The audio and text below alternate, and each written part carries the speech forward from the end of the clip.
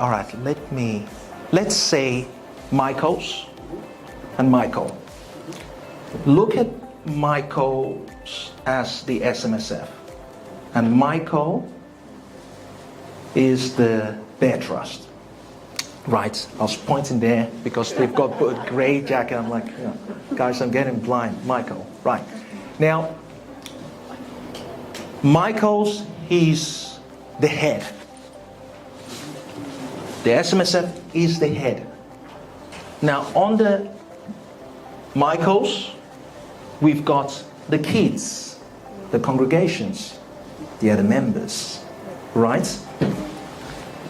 Now, Michael's have decided that, you know what, I want to create a legacy for the members. Now, for Michael to make sure that whatever legacy he's creating, he wants to make sure that legacy is also protected in case if anything is to happen of any kind of lawsuit or any kind of litigation, any kind of claims. As we all know, Australia is the second most largest country in the world for litigations. And guys, I see it happen every day. You may not be in that field. This is my field. I see it happen every day. I was having a conversation with Siji and he didn't even know this. But there are people out there that their core job is to look for people to sue. That's what they do. That's their job. And I'm not making this up. Hey, I know you're enjoying this video. Go below, get your tickets, and I'll see you there. Right, so what Michael then does is saying, okay, well, I need to guide this asset, but this asset has to be separate from me because I am the front. I am the head. There's a lot of things coming after me. So to protect this stuff, it has to be separate from me. That's where the bear trust comes. The bear trust acquires the property in the bear trust name. In trust, that's why they call it bear trust. It's holding it in trust for the SMSF. Does that make sense? It's just like, do anyone have a trust, a family trust? Do anyone have a family trust? Nobody? We all need to have a conversation.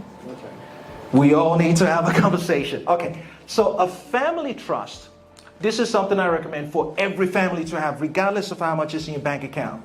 You create a family trust and you put all your kids in a family trust.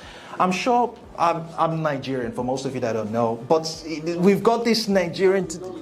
I don't. Well, we migrated here when I was 6 years old, so, you know, I'm losing the Nigerian-ness in me. So,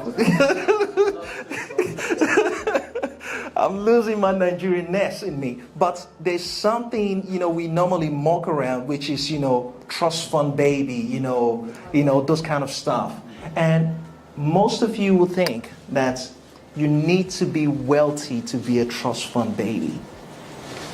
He can be a trust fund baby. She can be a trust fund baby. Anyone can be a trust fund baby. It just really comes down to what's in the trust fund. But they are a trust fund baby. It's all about stacking up. So that concept works similar to this, where each family should have a family trust. Regardless, I don't care what you do. You need to have a family trust. Because if anything is to happen to you, the trust dictates what happens after you are gone. A will can be contested. We all know that. A will can be contested. A family trust, a little bit way more harder to break through. Because you're not going to put someone as a beneficiary, you're not going to put someone into the family trust as a trustee if you haven't nominated them personally as the guardian of that trust while you were still alive. So there's something I always say to my kids. My kids, and for those of you that don't know, I do have 4 kids. I may not look it. I do have 4 kids. And I always say to them, they always say to me, you know, Dad, you're too controlling. And I say to them, you think I'm controlling? I said, guys, for as long as you live, even if I'm long gone, I will still be controlling you. They go, how is that? I said, wait and see when I'm gone. You see the surprise. So trust I know it's a different topic, but if you don't know much about it, read about it. If you want more information about it, please reach out. I'll be more than happy to guide you through to it. So going back to what we're talking about, the bed trust holds the asset in trust for the SMSF. And why is that so crucial? It is extremely crucial because the Australian government knows that we're so litigated that they have to mandate this structure because they don't want anything to happen to your retirement money. The government wants you to be self-funded retire because we do not want to pay you pension.